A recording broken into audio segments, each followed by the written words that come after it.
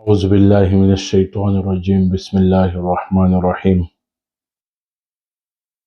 شروع کرتا ہوں اللہ رب العالمین کے نام سے جو بڑا مہربان اور نہایت رحم کرنے والا ہے، وہ مالک الملک ہے، ذوالجلال والاکرام ہے۔ میرے انتہائی واجب الاحترام عزیز ساتھیوں، ماں بہنوں، حالات بہت زیادہ مجبوریوں کی طرف جا رہے ہیں۔ اشیاء کی قیمتیں بہت زیادہ ہو گئی ہیں۔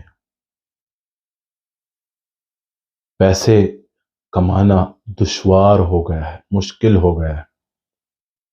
جو دن میں 1000 روپے کماتا ہے اس کا اب 1000 روپے میں گزارا نہیں ہوتا۔ جو منتھلی تنخواہ لیتا ہے، سیلری لیتا ہے، اس کا اس سیلری میں گزارا نہیں ہوتا۔ کاروبار والے مجبور ہیں، سیلری والے مجبور ہیں، دیہڑی مار مجبور ہے، مزدور مجبور ہے۔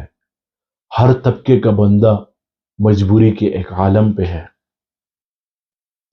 سوچتا ہے کہ کیسے کماؤں گا، بچوں کو کیا کھلاؤں گا، گھر کیا لے جاؤں گا، اتنے پیسوں میں تو گزارا نہیں ہوتا۔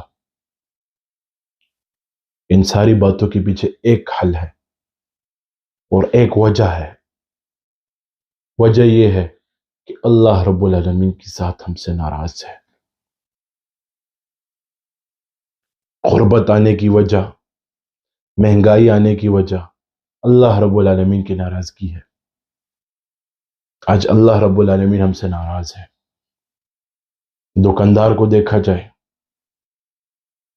وزن میں کمی کرتا ہے، یعنی لو لیول کی چیز ہائی کوالٹی میں ہائی لیول کی کر کے باتوں سے، الفاظ سے بنا کر بیچتا ہے۔ غلط کون ہوا؟ ہم ہوئے کہ نہیں ہوئے؟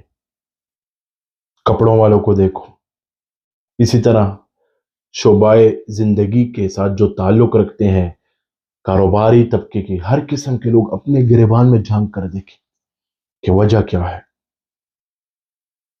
جس انسان سے اللہ رب العالمین راضی ہے اور خوش ہے، وہی انسان کامیاب ہے اور وہی خوش ہے، اور جس سے راضی نہیں ہے وہ خوش نہیں ہے۔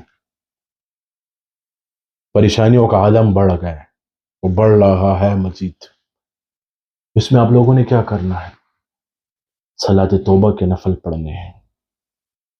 اگر کوئی چاہتا ہے کہ رزق کا اضافہ ہو جائے، اپنے دن میں سے 15 منٹ اپنے لیے نکال لیں، صلاۃ توبہ کے 2 رکعت کر کے نفل پڑھو۔ پہلے رکعت میں سورہ نصر پڑھو، دوسرے رکعت میں سورہ اخلاص پڑھو، پھر دوسرا جو حصہ ہے نفل کا وہ بھی ایسے ہی کرو۔ پھر اس کے بعد اللہ سے دعائیں مانگو، اللہ سے مناجات کرو، رو اللہ کیا ہے کہ یہ کیا ہو رہا ہے، یا اللہ میں تو نہیں سمجھتا، میں تو نہیں جانتا کیا ہو رہا ہے۔ ہمارے حالات درست فرماتے، جیسے ہم ہیں ویسے ہی ہمارا حاکم ہوگا۔ اگر ہم ٹھیک ہیں ہمارا حاکم بھی ٹھیک ہوگا، اگر ہم برے ہیں ہمارا حاکم بھی برا ہوگا۔ تو میرے بھائی دوستو، اپنی زندگی کو خوشگوار بنانا چاہتے ہو، اللہ سے یاریاں لگاؤ، اللہ سے دوستیاں لگاؤ، اپنے معاملات کو درست کرو۔ پہلے معاملات ہیں، نیت کے فوراً بعد پہلی چیز معاملہ ہے۔ ابھی بظاہر کوئی بڑا نیک بندہ لگتا ہے، کوئی کیسے لگتا ہے، جب معاملہ کیا جائے تب اس کا پتہ چلتا ہے، دودھ کا دودھ اور پانی کا پانی، کہ یہ کس لیول والا بندہ ہے۔ میرے بھائیو دوستو، رزق میں اضافہ چاہتے ہو تو اپنے گھر میں سورہ واقعہ کا ختم شروع کر دو۔ شام کی نماز کے بعد 7 مرتبہ اپنے مستورات کو بھی بولو، خود بھی کرو۔ مستورات سے مراد اپنے گھر کی عورتوں کو، اور اسماء الحسنہ 7 اول آخر پڑھنا ہے، درود ابراہیمی اول آخر 3 بار پڑھنا ہے۔ شام کی نماز کے بعد 7 مرتبہ، عشاء کی نماز کے بعد 15 مرتبہ سورہ واقعہ پڑھیں۔ اسماء الحسنہ سے مراد اللہ کے جو نام ہیں صفاتی، هو اللہ الذی لا الہ الا هو الرحمن الرحیم الملک القدوس السلام المؤمن، یہ آخر تک یہ سارے پڑھیں۔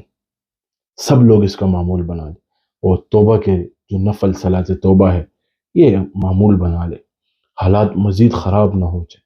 میرے بھائی دوستو، ہمارے گناہ ہیں، ہم کسی کو کیا بولیں گے کہ تم برے ہو، تم برے ہو؟ نہیں نہیں، میں صحیح ہو گیا تو تمام جہان صحیح ہو جائے گا۔